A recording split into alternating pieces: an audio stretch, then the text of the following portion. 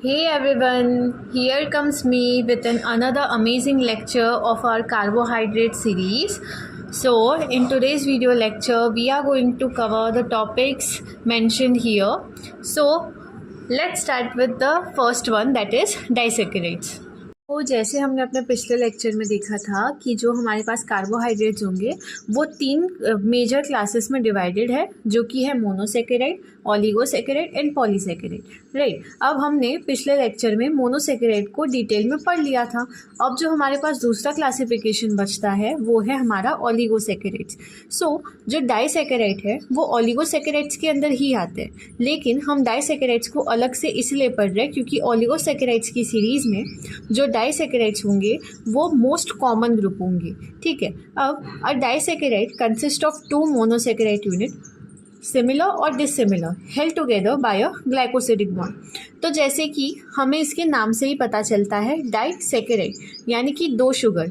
तो हमारे पास जो ये कार्बोहाइड्रेट जो ये शुगर होगी इसके अंदर हमारे पास दो मोनोसेकेराइड की यूनिट्स जो होंगे वो एक साथ जुड़े होंगे और इसीलिए वो क्या बन जाती है, डाइसेकेराइड। अब वो दो जो यूनिट्स है शुगर के वो ग्लाइकोसिडिक लिंकेज के थ्रू बॉन्डेड रहते एक दूसरे से। अब हमें जो ग्लाइकोसिडिक बॉन्ड है उसको भी थोड़ा डिटेल में समझना होगा।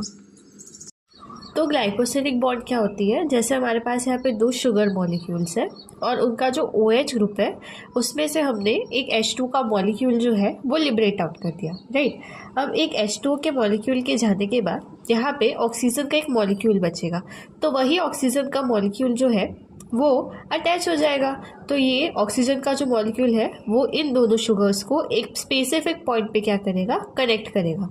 तो इसी तरह ग्लाइकोसिडिक बॉन्ड के थ्रू ये जो दो शुगर्स है वो एक दूसरे से क्या हो गए, कनेक्ट हो गए। अब जैसे हम इसका एग्जाम्पल देखें तो हमारे पास यहाँ पे क्या है, दो शुगर्स है। ठीक है, अब हमें इनके बीच में क्या करना है, ग्लाइकोसिडिक बॉन्ड बनाना है और इन दोनों को एक दूसरे से कनेक्ट करना है। तो हमने क्या किया कि इसके जो OH मॉलिक्यूल्स है उसमें से H2 का जो मॉलिक्यूल है उसे निकाल दिया और इसी के थ्रू हमारे पास एक ऑक्सीजन का मॉलिक्यूल बच गया। तो अब यहाँ से जो दोनों बॉन्ड होगी वो ऑक्सीजन के थ्रू एक ग्लाइकोसिडिक बॉन्ड फॉर्म करेगी और इन दोनों शुगर्स को एक दूसरे से कनेक्ट करेगी। तो यही सिंपल सा कॉन्सेप्ट है ग्लाइकोसिडिक बॉन्ड का कि ग्लाइकोसिडिक बॉन्ड में जो दो शुगर्स है उनके बीच क्या होगा कि OH ग्रुप से H2O का मॉलिक्यूल जो है वो एक्सक्लूड हो जाएगा और यहाँ पे जो ऑक्सीजन का मॉलिक्यूल है वो इन दोनों शुगर्स को एक साथ कनेक्ट करके उनके बीच में एक बॉन्ड बना देगा। तो इसी तरह हमने देखा कि ग्लाइकोसिडिक बॉन्ड का कॉन्सेप्ट क्या होगा और कैसे दो शुगर्स जो होगी एक दूसरे से अटैच होगी और डाइसेकेराइड फॉर्म होगी। Now the next point is they are crystalline. ठीक है, उनका जो नेचर होता है they are crystalline nature, water soluble होंगे and sweet to taste. Sweet to taste in the sense that all sugars have the same property and thus disaccharide too have that. The disaccharides are of two types. अब disaccharide के जो types है वो उसके reducing nature पे depend करके बनाए गए हैं। जैसे जो सबसे पहला है वो रिड्यूसिंग डाइसेकेराइड्स है। अब जो हमारे पास कार्बोहाइड्रेट्स है वो तभी ही रिड्यूसिंग प्रॉपर्टी शो करता है जब उसके पास कोई फ्री अल्डिहाइड या कीटोन का ग्रुप हो। इसी तरह जो रिड्यूसिंग डाइसेकेराइड है वो शुगर्स होती है जिनमें फ्री अल्डिहाइड या फिर कीटोन का ग्रुप हो जिसके थ्रू हम उसे रिड्यूस कर सके, जिसके एग्जाम्पल है माल्टोज एंड लैक्टोज।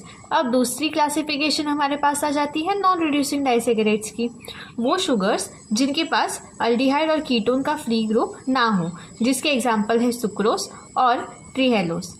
नाउ इन्हीं शुगर्स को जो हमारे पास है रिड्यूसिंग और नॉन रिड्यूसिंग टाइप्स की, इनको हम डिटेल में देखेंगे। तो सबसे पहली जो शुगर है with the reducing classification that is maltose. तो maltose is composed of two alpha D glucose units held together by alpha 1,4 glycosidic bond. तो जैसे हमने देखा कि माल्टोज जो है that is a kind of disaccharide. Right, तो माल्टोज के अंदर दो शुगर्स का कंपोजिशन होगा जो एक दूसरे के साथ ग्लाइकोसिडिक लिंकेज के थ्रू कनेक्टेड होंगे और वही शुगर माल्टोज फॉर्म करेंगी। तो इनमें जो दो शुगर्स होंगी जो एक दूसरे से बॉन्ड बनाएंगी वो दो शुगर होगी अल्फा डी ग्लूकोज। तो हमने जैसे कि देखा कि अल्फा ग्लूकोज उसे कहेंगे जहां हमारे पास नीचे OH ग्रुप हो, जैसे कि इन दोनों शुगर्स के पास है। अब ये दोनों शुगर्स एक दूसरे के साथ अल्फ़ा 1,4 ग्लाइकोसिडिक बॉन्ड बना रही है। इसको हम इस तरह जस्टिफाई करेंगे कि जो हमारे पास शुगर नंबर 1 है, इसके कार्बन नंबर 1 पे और जो शुगर नंबर 2 है उसके कार्बन नंबर 4 पे ये लिंकेज पॉसिबल हो रहा है। इसी वजह से हम इसे अल्फ़ा 1,4 ग्लाइकोसिडिक बॉन्ड कहेंगे। तो इन्हीं दोनों के कॉम्बिनेशन से हमारे पास माल्टोज बन के आता है। Now, the free aldehyde group present on C1 of on C1 of second glucose answers the reducing reaction beside the osazome formations। तो जैसे हमने देखा कि माल्टोज शुगर जो होगी वो रिड्यूसिंग नेचर की होगी, क्योंकि हमारे पास ये जो माल्टोज प्रेजेंट है यहाँ एक अल्डिहाइड का फ्री ग्रुप होगा जो उससे रिड्यूसिंग बनाएगा। और जैसे हमने पिछले लेक्चर्स में देखा था कि जो रिड्यूसिंग शुगर्स होंगी वो ओजाजोन फॉर्म करेगी और माल्टोज का जो ओजाजोन फॉर्म होगा वो सनफ्लावर शेप का होगा। Maltose can be hydrolysed by dilute acid or the enzyme maltase to liberate 2 molecules of alpha D glucose. तो जैसे हम जानते हैं कि maltose 2 sugars alpha D glucose से बना है, तो इसी बनी हुई शुगर को अगर हम हाइड्रोलाइज कर दें, अगर इसके अंदर वाटर का एडिशन कर दें, तो हमारे पास 2 अलग अलग शुगर फॉर्म होगी जो कि है अल्फा डी ग्लूकोज। तो जिस 2 यूनिट से मिलके माल्टोज बना है उसके हाइड्रोलिसिस करने पर या फिर एंजाइम माल्टेस के डालने पर यही शुगर अपने आप को स्प्लिट करके 2 अलग अलग शुगर जो कि है अल्फा डी ग्लूकोज में कन्वर्ट हो सकती है। अब आगे हमारे पास टॉपिक आता है माल्टोस का। आइसोमाल्टोस क्या होता है, जिसके अंदर glucose units are held together by alpha 1,6 glycosidic linkage. तो जैसे हमने देखा कि माल्टोस के मॉलिक्यूल में हमारे पास जो लिंकेज होगा वो अल्फा 1,4 ग्लाइकोसिडिक लिंकेज होगा, राइट। मतलब एक शुगर का फर्स्ट कार्बन और दूसरे शुगर के फोर्थ कार्बन से ग्लूकोसिडिक लिंकेज जो है वो 2 शुगर्स को एक साथ कनेक्ट करेगा। लेकिन आइसोमाल्टोस के अंदर क्या होता है कि शुगर नंबर 1 का कार्बन नंबर 1 और शुगर नंबर 2 का कार्बन नंबर 6 जो होंगे वो दोनों एक दूसरे के साथ बॉन्ड बनाएंगे और यहाँ पे इस पॉइंट पे ग्लाइकोसिडिक लिंकेज फॉर्म करेंगे। तो इसी वजह से जो आइसोमाल्टोस का स्ट्रक्चर है वो कुछ इस तरह से डिफरेंट हो जाता है। Now the next one is cellobiose, that is another disaccharide identical in structure with maltose. तो जो सेलोबायोस है और माल्टोस है उन दोनों का स्ट्रक्चर सेम ही होता है ऑलमोस्ट, सिर्फ एक जगह पे वो डिफ्रेंशिएट करता है, that is except that the former has beta 1,4 glycosidic linkage. तो जैसे कि हमने देखा कि माल्टोज में भी 1,4 ग्लाइकोसिडिक लिंकेज ही होता है और सेलोबायोस में भी 1,4 ग्लाइकोसिडिक लिंकेज होता है। लेकिन यहाँ पे जो पॉइंट डिफरेंस है वो ये है कि सेलोबायोस के स्ट्रक्चर में जो हमारे पास एक शुगर होगी वो बीटा डी ग्लूकोज होगी और जो दूसरी शुगर होगी वो अल्फा डी ग्लूकोज होगी। Now cellobiose is form during the hydrolysis of cellulose. तो जो सेल्यूलोज का स्ट्रक्चर होता है जब हम उसमें वाटर का एडिशन करेंगे तब हमारे पास सेलोबायोस का स्ट्रक्चर आएगा। तो जैसे कि हम यहाँ पे देख सकते हैं कि ये जो शुगर कॉम्प्लेक्स है वो है बीटा डी ग्लूकोज और ये है अल्फा डी ग्लूकोज।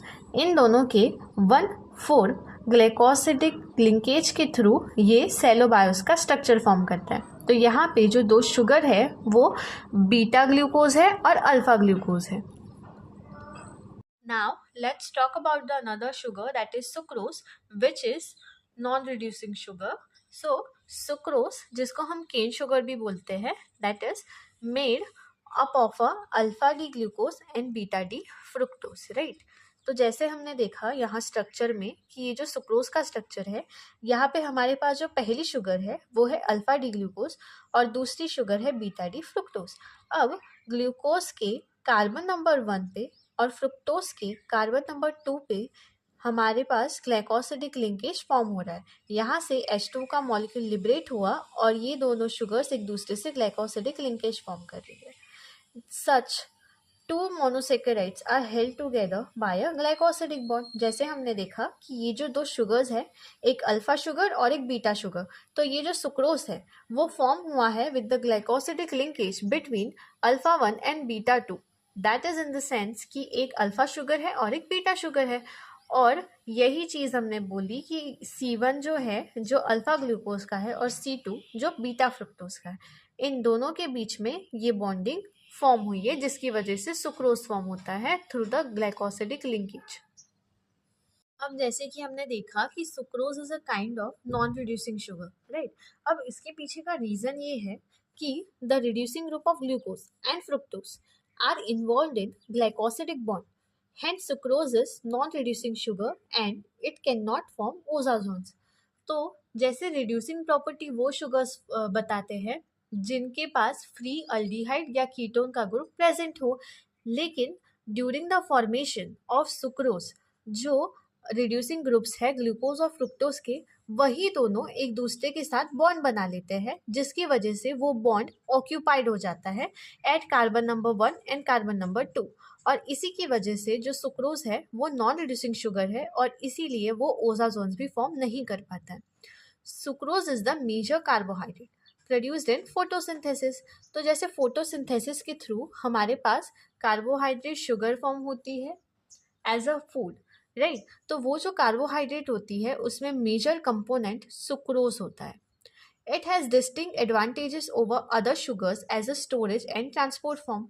अब इसके एडवांटेजेस है क्योंकि हम बाकी शुगर्स के मुकाबले इसे काफ़ी ईजीली स्टोर कर सकते हैं और ट्रांसपोर्ट करवा सकते हैं। अब इसका रीज़न ये है due to the fact that in sucrose both the functional group that is aldehyde and ketone are held together। तो जैसे हमने देखा कि ग्लूकोज और फ्रुक्टोज का जो free aldehyde and ketone group है वही ऑक्यूपाई हो जाता है ना। तो वो एक दूसरे से क्या हो गया, कनेक्ट हो गया, ऑक्यूपाई हो गया, हेल्ड टुगेदर हो गया, मतलब एक साथ जुड़ गया।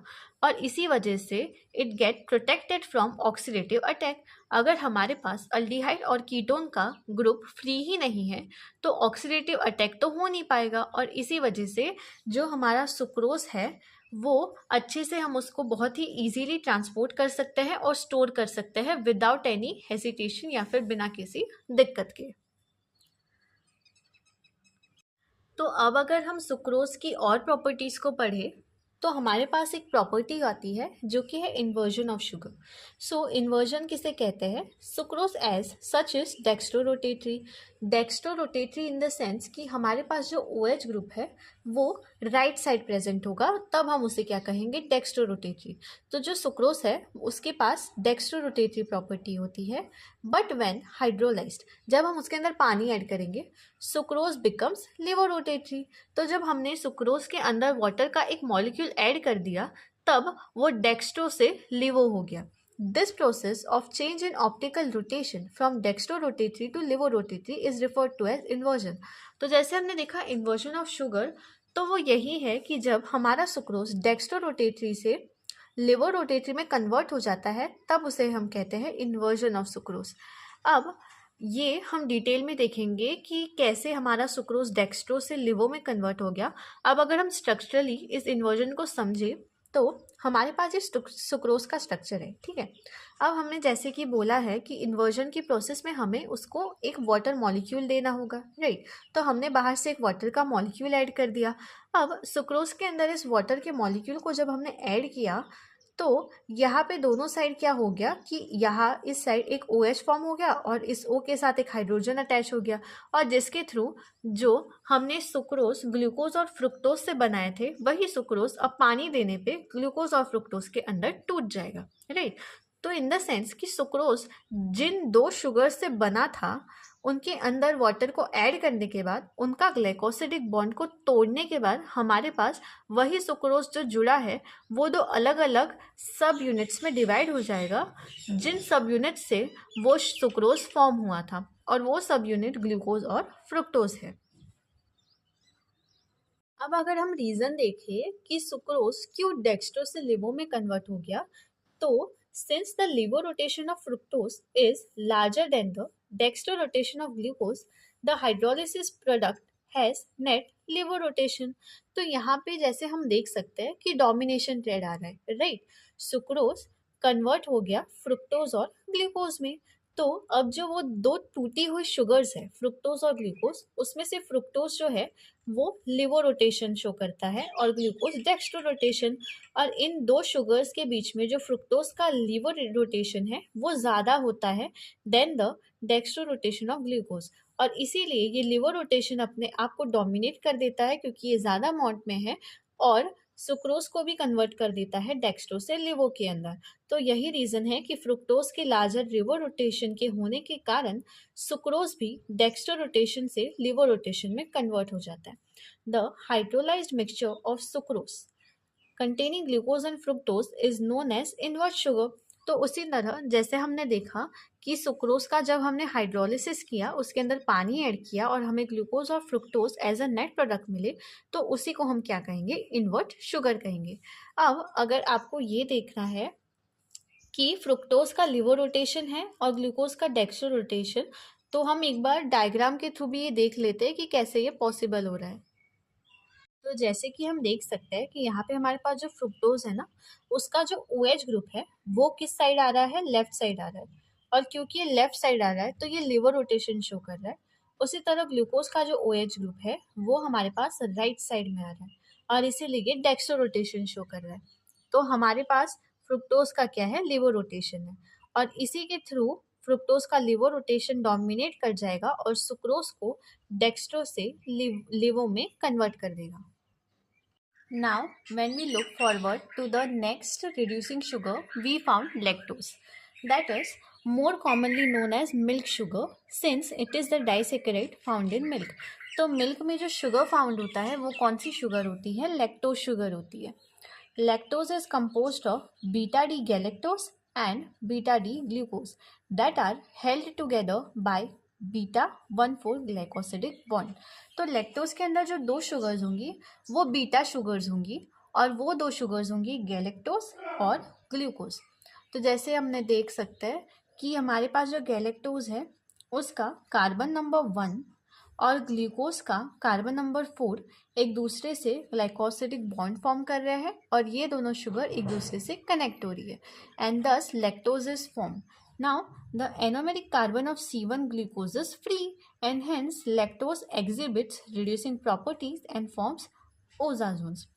तो लैक्टोज रिड्यूसिंग शुगर क्यों है, क्योंकि जो हमारे पास कार्बन नंबर 1 है इस ग्लूकोज का, उसके पास फ्री अल्डिहाइड ग्रुप प्रेजेंट है और इसी वजह से जो हमारे पास लैक्टोज शुगर है वो रिड्यूसिंग प्रॉपर्टी शो करेगा और इसीलिए वो ओजाजोन भी फॉर्म करेगा।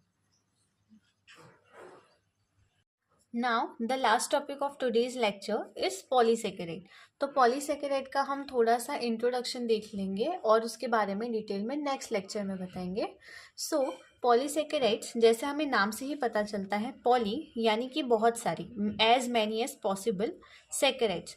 तो पॉलीसेकेराइड्स के अंदर बहुत सारी शुगर्स प्रेजेंट होगी, right. So polysaccharides consist of repeat units of monosaccharides. बहुत सारी मोनोसेकेराइड्स का रिपीटेड यूनिट फॉर्म करेगा पॉलीसेकेराइड को और their derivatives held together by glycosidic bond. तो जैसे हमने देखा कि कार्बोहाइड्रेट शुगर्स एक दूसरे से ग्लाइकोसिडिक बॉन्ड से क्या होती है, कनेक्टेड रहती है। उसी तरह पॉलीसेकेराइड भी जब फॉर्म होता है तब बहुत सारे मोनोसेकेराइड्स की यूनिट, जैसे कि ये एक शुगर है, तो इसी तरह से जो मोनोसेकेराइड की यूनिट्स है वो एक दूसरे के साथ फॉर्म होते हैं through the glycosidic linkage and they were making a repetitive unit sugar that is polysaccharide. Polysaccharides are linear as well as branched polymers. तो पॉलीसेकेराइड्स एक सिंपल लाइन शुगर भी हो सकता है या फिर एक ब्रांच स्ट्रक्चर भी फॉर्म कर सकता है। पॉलीसेकेराइड्स का क्लासिफिकेशन होता है वो दो टाइप का होता है, दैट इज होमोपॉलीसेकेराइड एंड हेट्रोपॉलीसेकेराइड। तो होमो जैसे कि रिप्रेजेंट करता है अपने मीनिंग को, दैट इज सेम। तो होमो में सेम चीज़ें आती है, तो हम नाम से ही देख सकते हैं कि सेम पॉलीसेकेराइड्स हो, यानी कि which on hydrolysis yield only a single type of monosaccharides. तो जब हम मोनोसेकेराइड को वाटर मॉलिक्यूल देंगे, उसका हाइड्रोलिसिस करेंगे, तो उसका जो एंड प्रोडक्ट होगा उसमें एक ही टाइप की शुगर प्रेजेंट होगी, उसे हम कहेंगे होमोपॉलीसेकेराइड। जैसे हमारे पास जो माल्टोज था वो दो ग्लूकोज मॉलिक्यूल से बनता था और जब हम माल्टोज को हाइड्रोलिसिस करते थे तब वो टूट के भी दो ग्लूकोज मॉलिक्यूल्स में ही डिवाइड होता था, तो वो सेम टाइप की शुगर्स हुआ करती थी। तो हमारे पास जो माल्टोज है वो भी अ काइंड ऑफ होमोपॉलीसेकेराइड होगा। They are named based on the nature of the monosaccharide unit.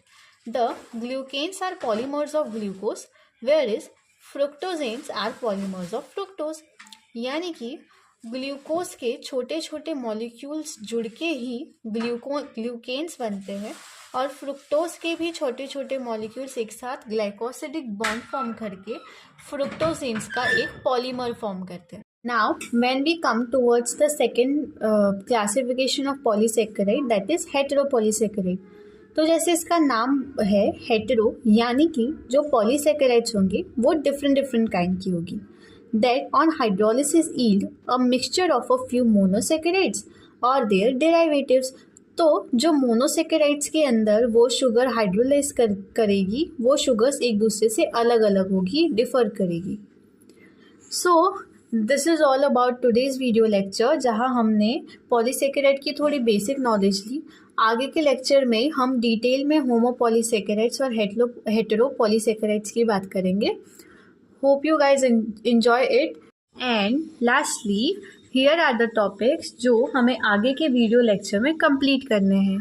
तो हमारे जो टॉपिक्स है वो है होमोपॉलीसेकेराइड्स और हेटेरोपॉलीसेकेराइड्स, जिनके अंदर और भी कुछ सब यूनिट्स है जिसको हम कल के लेक्चर में देखेंगे, एंड म्यूकोपॉलीसेकेराइड्स. सो अब अगले वीडियो लेक्चर में हम इन तीनों पॉलीसेकेराइड्स के बारे में डिटेल में पढ़ेंगे. Stay tune for the next video lecture and thank you.